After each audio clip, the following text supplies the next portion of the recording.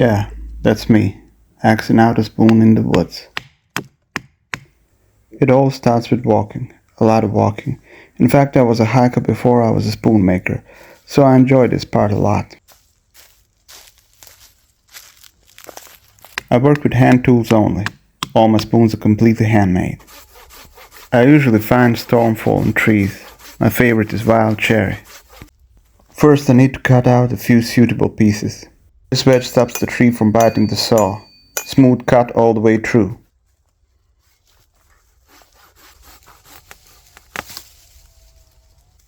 Splitting. You're never completely certain what you're gonna find inside. A little bit of excitement every time. I'm making a coffee scoop here. Coffee. I guess most people like it. Axe might be the best tool humans ever invented. It's very precise and uses human power very efficiently. Skill comes from repetition. Lots of repetition. I make a lot more wood chips than spoons. Working with hand tools means working at your own pace. Sometimes you're fast and explosive. Other times you take it slow.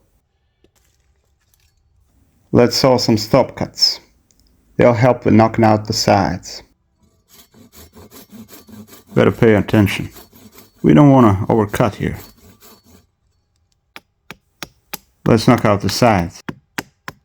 This part can easily ruin all your work up to this point.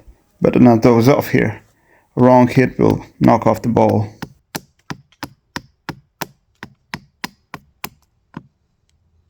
Almost done. I use the edge of the stump for support here.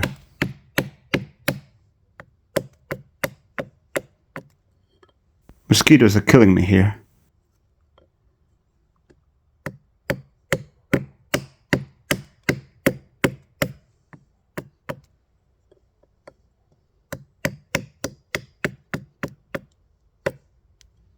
Another coffee scoop, all axed out.